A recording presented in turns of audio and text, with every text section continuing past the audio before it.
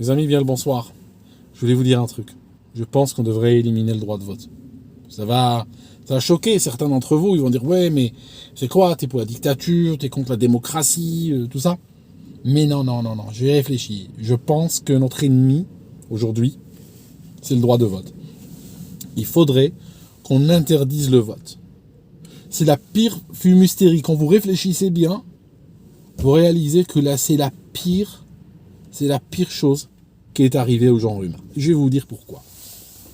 Je ne sais pas si vous regardez bien. Qu'est-ce qui s'est passé depuis que les gens peuvent voter? Faites des statistiques sur les révolutions. Regardez juste quand la Révolution française a eu lieu. Les gens n'avaient pas le droit de voter en ces temps-là. Ils ont fait quoi quand ils étaient insatisfaits? Ils sont sortis, ils ont fait une révolution. Ils ont changé leur vie, ils ont changé leur destin, ils l'ont changé pour de vrai. Quoique, parce que les révolutions, il y a quand même elles ont une horrible dualité ou duplicité. Il y a une duplicité dans les révolutions, toutes par ailleurs, qui parfois sont initiées pour des raisons, mais après, elles vont aller suivre d'autres chemins qui n'étaient pas prévus. C'est pour ça que la révolution, en réalité, est un acte permanent. La révolution, ce n'est pas la révolution française ou la révolution tel pays, telle date, par de là à là. Non, non, c'est pas ça la révolution. La révolution est un état d'esprit. La révolution est un chemin, est un parcours constant, permanent. Sauf que, on a pris des peuples. Je disais, regardez en Europe les révolutions autour de la Révolution française. Pratiquement, c'était partout. Parce que les gens n'avaient pas le droit de voter. Aujourd'hui, ils ont le droit de vote. Ils se disent quoi? Quelque part, ça va agir sur eux comme une sorte je sais pas moi, comme si on leur avait fait manger du bromure de potassium ou un truc comme ça. Comme si on les avait drogués sur le plan du peuple. Ça donne un peuple hébété, ça donne un peuple drogué. Pourquoi? Parce qu'une fois qu'ils ont le droit de voter, ils vont ranger les armes. Une fois qu'ils ont le droit de voter, ils ne vont plus penser à la révolution.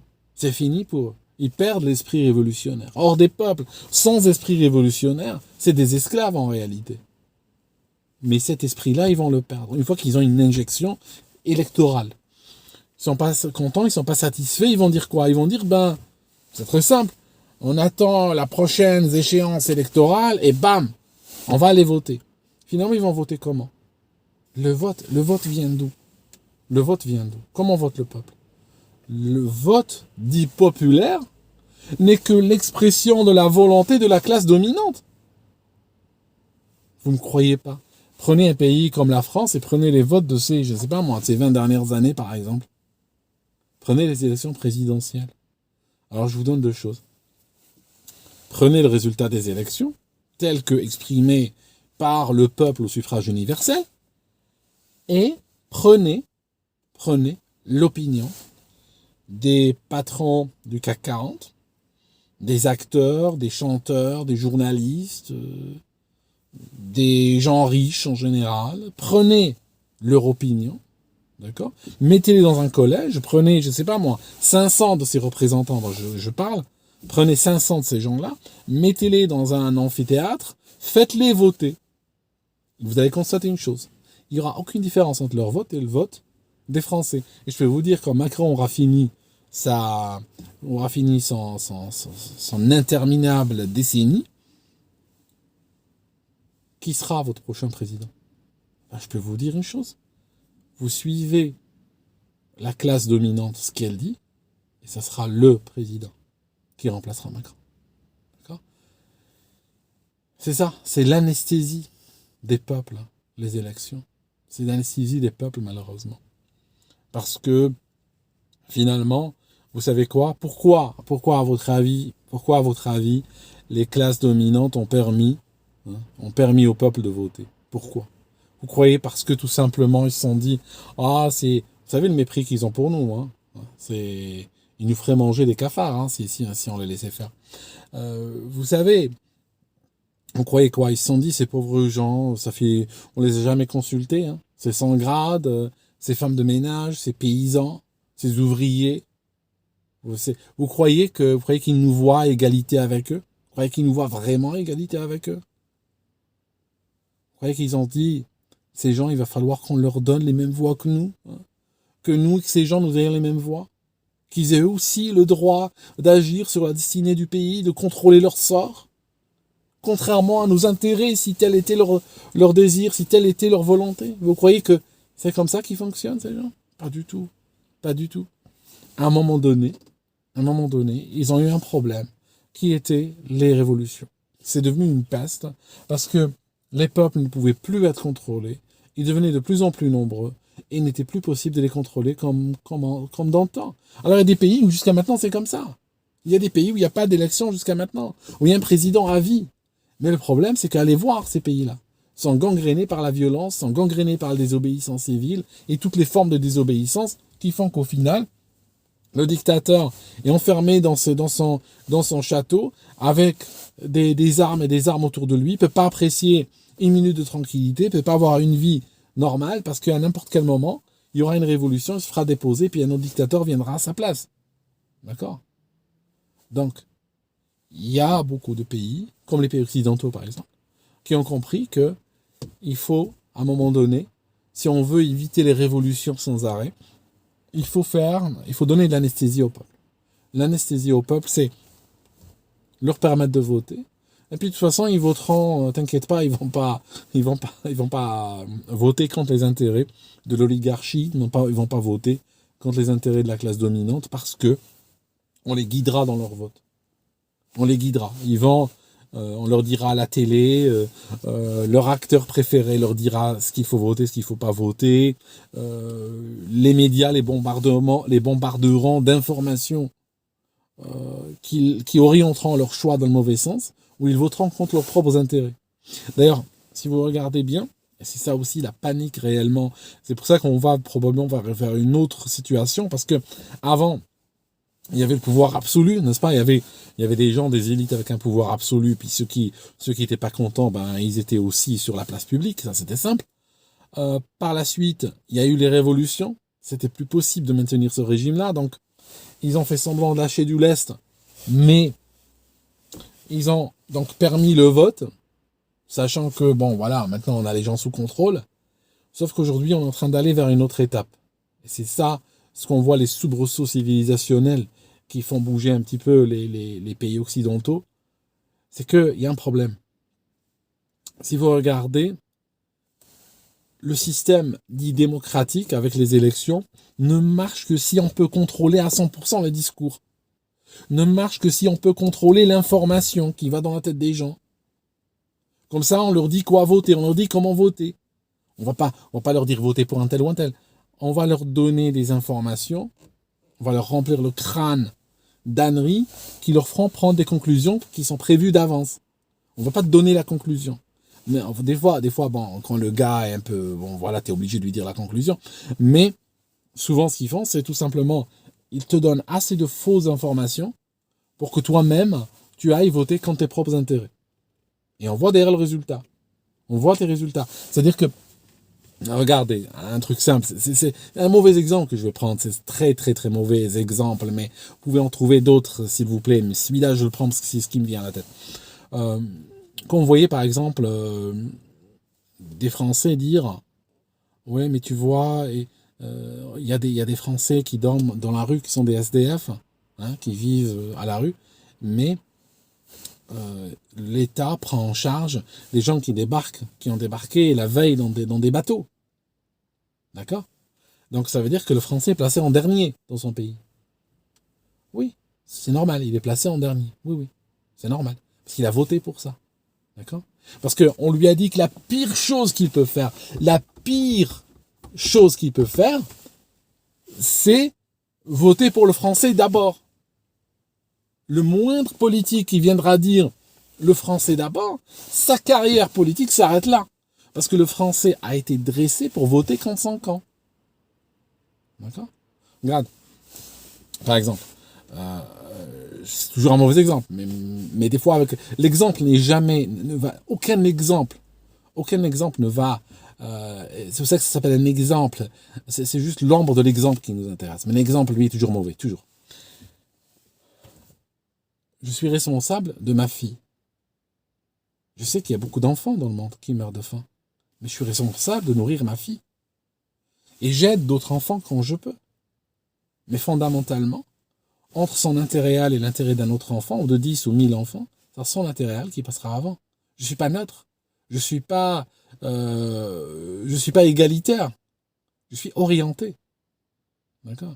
Je suis même pas égalitaire. D'accord?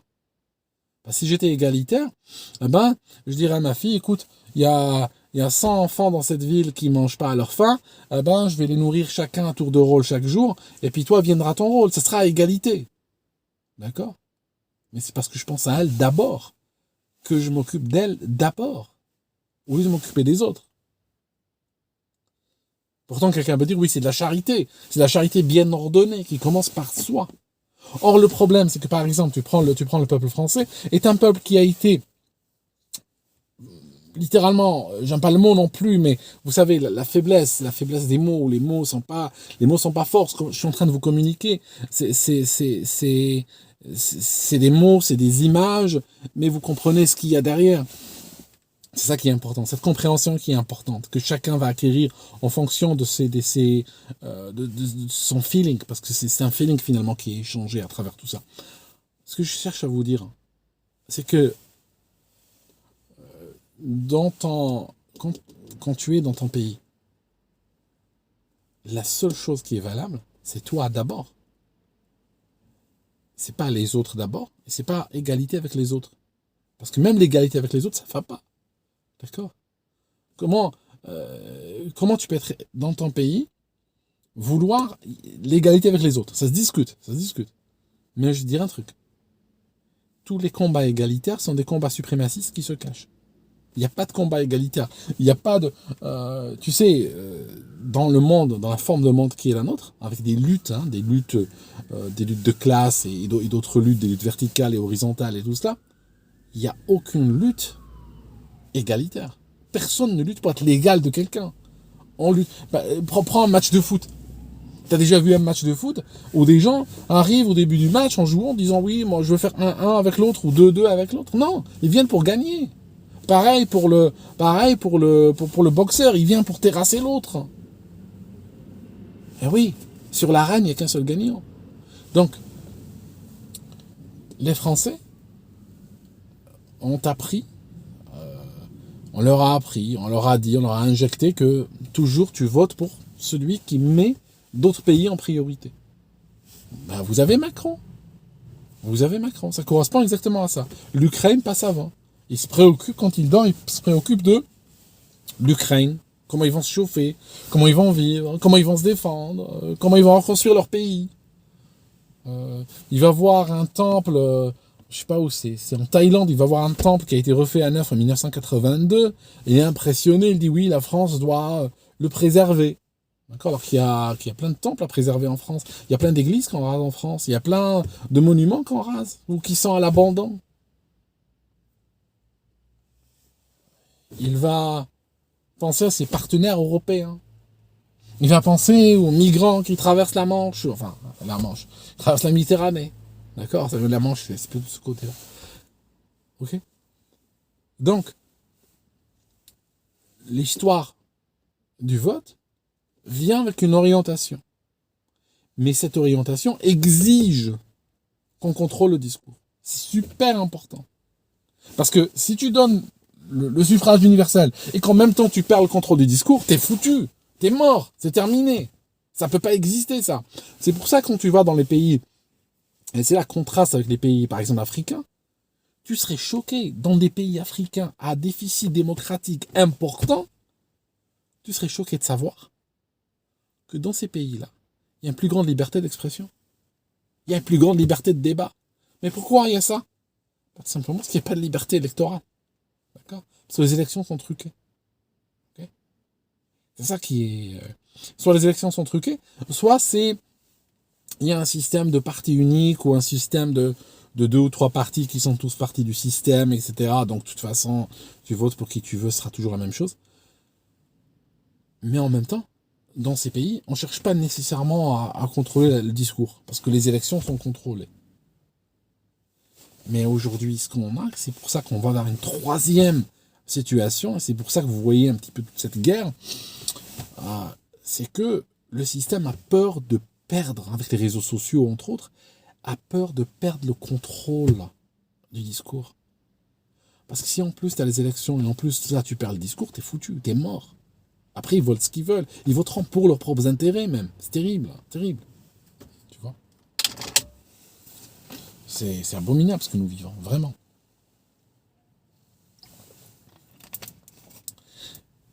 Enfin, je peux vous en rajouter, mais bon, vous avez compris l'idée. Hein. Vous avez compris l'idée, c'est très clair. Hein. Enfin. À propos, question, parce que vous êtes là, je pose cette question pas au début de vidéo, à la fin, exprès. Comme ça, il n'y a que les gens qui suivent vraiment qui sont là. J'ai eu l'idée de faire une sorte de rencontre à Paris. Genre louer une salle, quelque part, dans un hôtel ou autre, salle de conférence, ou peu importe. C'est facile à trouver, ça. Et puis créer un événement. Donc, je pourrais venir, je sais pas, peut-être parler, faire une sorte de vidéo d'1 heure ou 1 heure et demie en live, ou 1 heure, mettons, 1 heure, pas casser les pieds aux gens quand même. Mettons, faire une intervention, je fais une intervention, hein, sur un sujet qu'on définira. Et puis, par la suite, questions-réponses, et puis à la fin, je sais pas, prendre tous un verre ensemble et tout ça. Qu'est-ce que vous en pensez? Est-ce que c'est quelque chose qui vous intéresse? J'aimerais avoir des commentaires si ça vous intéresse. Parce que si je vois qu'il y a un intérêt, je peux l'organiser. Si je vois qu'il y a 3 personnes qui disent ouais, why not, je le ferai pas. D'accord? Merci en tout cas de m'avoir suivi jusque-là, et puis on se voit dans une autre vidéo.